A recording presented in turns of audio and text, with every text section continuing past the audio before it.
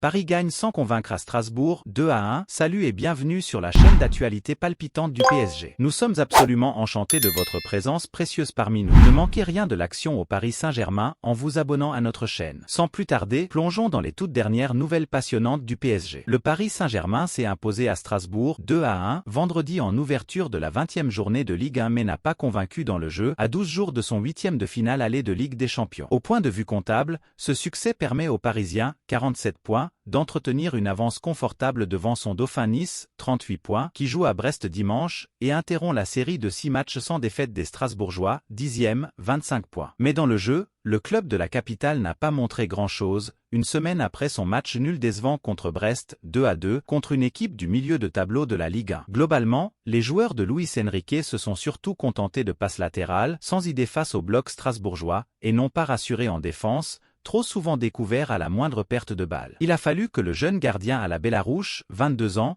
propulsé titulaire au lendemain du départ surprenant du capitaine des Alsaciens Mas Selver Nottingham Forest, commette une bourde pour que Paris ouvre le score par l'inévitable Kylian Mbappé, 31e, auteur de son 20e but. Bellarouche entre ombre et lumière. C'est même Strasbourg qui a failli ouvrir le score au bout de 37 secondes quand Moïse Saïdion a buté sur Gianluigi Donnarumma à bout portant après un coup de billard dans la surface. Durant ce match, l'Italien a confirmé sa montée en puissance des dernières semaines, réussissant plusieurs arrêts décisifs quand sa défense l'avait abandonné. Dans un début de match très rythmé, ça a été au tour de Paris d'être tout proche d'ouvrir la marque. Très actif tout le match, Randal Kolo Muani a fait preuve de malice pour obtenir un penalty au contact de Lucas Perrin, 4e. Appréciez-vous les informations que nous partageons? Montrez votre soutien en laissant un like pour propulser la chaîne vers de nouveaux sommets. Votre enthousiasme est la clé qui me pousse à vous apporter constamment les dernières actualités de notre équipe bien-aimée. Mais Bellarouche, qui disputait ses premières minutes en Ligue 1, s'est détendu magnifiquement pour détourner la tentative de Mbappé avant d'être félicité par ses coéquipiers. Il ne pouvait alors pas rêver de meilleur début, finalement terni par son erreur de relance. Les tribunes ont été aussi actives. Les supporters des deux camps se sont entendus pour protester contre la commission de discipline, brandissant des banderoles portant le message pour mettre fin aux raquettes des clubs, pour la fin des sanctions collectives, pour la fin des amendes démesurées, réformons la commission de discipline. Sur la pelouse, le Racing a eu plusieurs occasions d'égaliser, en vain, avant de se faire punir par une contre-attaque rondement menée par les Parisiens avec Mbappé à l'initiative d'une belle talonnade puis à la dernière passe 50 mètres plus loin pour Asensio. Ugarte invisible. Mais c'était une avance en trompe-l'œil pour Paris, beaucoup trop friable à la moindre action rapide des Alsaciens et peu inspirée en attaque. La réduction du score de Dylan Bakwa, 68e, complètement oublié au deuxième poteau après un bon centre d'Angelot, a semblé dans le sens du match. Les gardiens des deux clubs se sont alors mis en action, Bellarouche s'interposant devant une frappe de Fabian Ruiz juste avant que Donnarumma ne sorte le grand jeu dans la foulée d'une perte de balle de l'Espagnol aux abords de sa surface, 69e. Strasbourg a même eu la balle de match dans le temps additionnel quand Abakar Silla a placé une tête trop molle devant les cages. Au-delà d'un collectif qui ne parvient pas à monter en puissance alors que l'échéance tant attendue de la Ligue des Champions arrive à grands pas, plusieurs individualités ne sont pas au niveau à Paris. Que le début de saison de Manuel Ugarte semble loin, l'Uruguayen a été transparent avant d'être le premier Parisien à sortir, 54e,